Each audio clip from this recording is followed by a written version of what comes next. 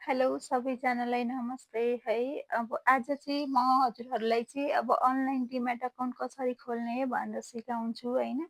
कति धेरै मान्छेहरू चाहिँ अनलाइन खोल्न आउँदैन, फर्म नै भर्छु भन्नुहुन्छ होइन। फर्म नै भर्नुभन्दा पनि अब हजुरहरूले चाहिँ कति धेरै हुन्छ होइन, फर्म भर्नुभन्दा त यो 5-10 मिनटको काम चाहिँ सबै झमेला चाहिँ हट्छ होइन। अब केबाट खोल्नुहुन्छ त भन्ने कुरा चाहिँ म सिकाउँछु हजुरहरूलाई। अब हजुरहरूले कुन क्यापिटल चुज गर्नुहुन्छ त्यो हजुरको इच्छा होइन, तर म चाहिँ अहिले प्रभु क्यापिटलबाट चाहिँ कसरी डिम्याट खोल्ने भन्ने कुरा सिकाउँछु। सुरुमा चाहिँ मेरो मोबाइलमा म गएँ होइन। अब मैले चाहिँ के गरेँ भने क्रोममा गएँ। यहाँ क्रोममा गइसकेपछि मैले प्रभु क्यापिटलको वेबसाइट खोलेँ। त्यहाँ प्रभु क्यापिटलको वेबसाइट देख्नुभयो होला हजुरले। यहाँ प्रभु क्यापिटल खुलेको छ, यहाँ तल चाहिँ ओपन एन्ड डिम्याट अकाउन्ट भनेर छ, योमा गएर खोल्दा पनि हुन्छ हजुरले है। अब यहाँ चाहिँ के भनेछ भने हजुरलाई अप्सन दिएको छ, एउटा यो नर्मलवाला पनि छ, रेमिटेन्सवाला पनि छ, आजीवनवाला पनि छ होइन। अनि एउटा फ्री स्किमवाला पनि आएको रहेछ अहिले होइन। अनि त्यसपछि यसमा चाहिँ के छ भने नर्मलको चार्ज चाहिँ 200 लाग्छ होइन। यो प्रत्येक आर्थिक वर्षको साउन 1 गते चाहिँ रिन्यू गर्नुपर्छ। प्रत्येक तपाईँले असारको मसान्तमा खोले पनि त्यो दिन यदि तपाईँले 200 रुपियाँ चार्ज तिर्नु भएको छ भने पनि तपाईँले चाहिँ साउनको 1 गते त्यसलाई रिन्यू गर्नै पर्छ, जसरी पनि गर्नै पर्छ होइन। त्यही भएर अब यो अर्को चाहिँ आजीवन डिम्याट खाता भनेछ नि, यो चाहिँ लाइफ टाइम रिन्युअल भनेछ होइन। यहीँ यसको चाहिँ डिम्याटको मात्रै हुन्छ होइन। यो चाहिँ तपाईँले प्रत्येक आर्थिक वर्षको सुरुमा चाहिँ 50 रुपियाँ तिरेर रिन्यू गर्नुपर्ने हुन्छ, जो चाहिँ मेरो सेयरको हुन्छ होइन। म चाहिँ अब हजुरलाई कसरी प्रोसेस गर्ने त भन्ने कुरा सिकाउँछु होइन। अब यहाँ नर्मलबाट सिकाउँछु म। एप्लाई नाउ गरेँ। यदि बच्चाको हो भने यहाँ माइनरमा एस गर्ने होइन। बच्चाको होइन एडल्ट नै हो भन्नुहुन्छ भने यहाँ नो गरेर सिधै ओपन डिम्याट अकाउन्ट भनेर जाने। यहाँ चाहिँ मैले ल मेरो नाम राखेँ होइन। अब मैले यहाँ ऱ्यान्डमली डेट अफ बर्थ राखिदिन्छु होइन। नै मेरो अलरेडी छ, रेकर्ड अलरेडी फाउन्ड भन्छ होला, दिँदैन होला होइन। यहाँ सिटिजनसिप नम्बर पनि मैले ऱ्यान्डम नै राख्छु होइन। अनि ल मैले सुरुमा अछाम नै राखिदिएँ, जे दिन्छ त्यही राखिदिएँ है। यहाँ 2020 राख्न मिल्दैन।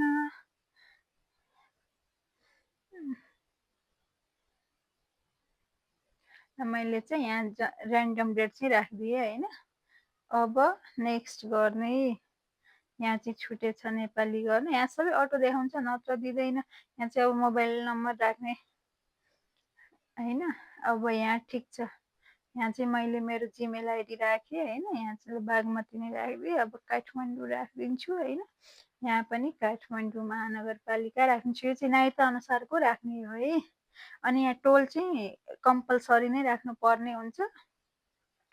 अब पर्मानेन्ट एड्रेस चाहिँ हजुरले राखिसक्नुभयो। अब यहाँ पर्मानेन्ट एड्रेस राख्ने है। यहाँ पनि पर्मानेन्ट एड्रेस भनेछ। यहाँ चाहिँ करेन्ट एड्रेस राख्नुभयो भने, करेन्ट एड्रेस चाहिँ एज पर पर्मानेन्ट राख्नुभयो भने त्यो चाहिँ हजुरको नागरिकता अनुसारकै हुन्छ होइन। यदि राख्नु भएन भने चाहिँ ल यहाँ चाहिँ फेरि तपाईँले चुज गर्नुपर्छ होइन। त्यही भएर तपाईँले आफ्नो अनुसार राख्ने, यहाँ चाहिँ सबै राख्ने। अनि नेक्स्ट गरिदिने डिटेलहरू। यहाँ चाहिँ अब हजुरबुवाको नाम भनेछ, हजुरबुवाको नाम राख्ने, बुवाको नाम राख्ने, आमाको नाम राख्ने है। अनि त्यसपछि यहाँ पनि नेक्स्ट गरिदिने। नेक्स्ट गरिसकेपछि यदि तपाईँ स्ट्रिङ हो भने स्ट्रिङमा टिक लगाउने अथवा अरू के गर्नुहुन्छ अब त्यो राख्ने, केही फरक पर्दैन। अनि त्यसपछि चाहिँ यहाँ तपाईँको एनुअल इन्कम इस्टिमेटेड राख्नुपर्छ, एक्ज्याक्ट राख्नुपर्छ भन्ने चाहिँ हुँदैन। मैले 2 to 5 राखिदिन्छु होइन। अब यहाँ चाहिँ ब्याङ्क अकाउन्ट राखिदिने। अब तपाईँले आफ्नो चेकबुकमा हेर्ने, मैले चाहिँ यसले ऱ्यान्डम राखिरहेको छु। अनि जुन आयो त्यही राखिदिन्छु ल। मलाई चाहिँ यहाँ थाहा छ अलि। अब नेक्स्ट यदि माइनर राख्नुहुन्छ भने यहाँ सबै डिटेल माग्छ होइन। माइनर राख्नु भएन भने नो गरिदिने सिधै।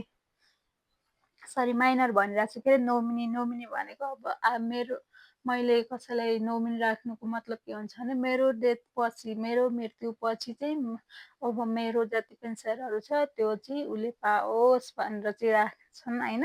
जनरली एजले कसैले राख्छन्। त्यही भएर अब त्यसपछि नेक्स्ट गर्ने बित्तिकै यहाँ पासपोर्ट साइजको फोटो माग्छ होइन।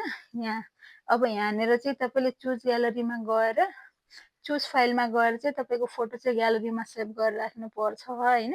अनि त्यहाँबाट लिने, अनि त्यसपछि चाहिँ फन्ट साइजको नागरिकता फन्ट कपी चाहिँ नागरिकताको भनेछ मोबाइलमा खिचेर राख्ने, फन्ट ब्याग दुइटै नागरिकताको फोटो चाहिँ मोबाइलमा खिचेर राख्ने, अनि एउटा प्लेन पेपरमा चाहिँ हजुरले दायाँ बायाँ बनाउने के अरे लगाएर राख्ने, अनि साइन पनि गरेर फोटो खिचेर मोबाइलमै राख्ने, अलग अलगै फेरि एउटैमा हुनु हुँदैन।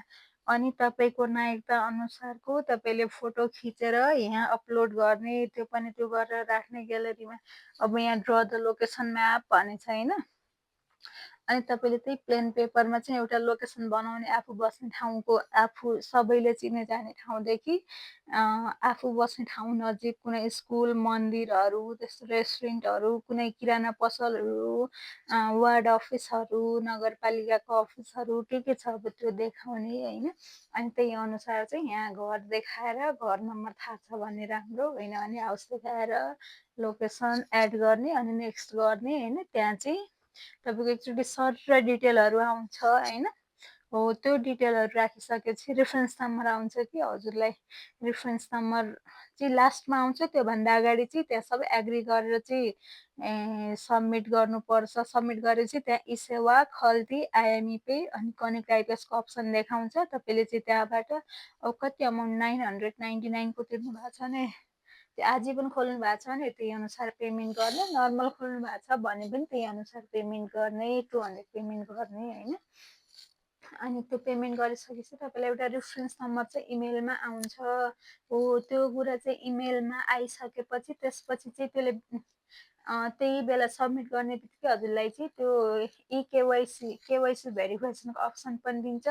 त्यहाँ चाहिँ डेट दिन्छ होइन। डेट आफूले सबमिट गर्ने, यति टाइममा आउँछु भनेर प्रेजेन्ट हुन्छु भनेर त्योमा क्लिक गरे पनि हुन्छ, होइन भने म चाहिँ सेल्फ फिजिकल भेरिफाई हुन्छु, सेल्फ प्रेजेन्ट हुन्छु भनेर गर्नुभयो भने पनि, जसरी प्रभु क्यापिटलको केसमा प्रभु ब्याङ्कमा गएर केवाइसी भेरिफाई गर्दा नि हुन्छ। अरू क्यापिटलहरू खोल्नुभयो भने त्यहीँ गएर गर्दा पनि हुन्छ, क्यापिटलकै अफिसमा गएर गर्दा नि हुन्छ होइन।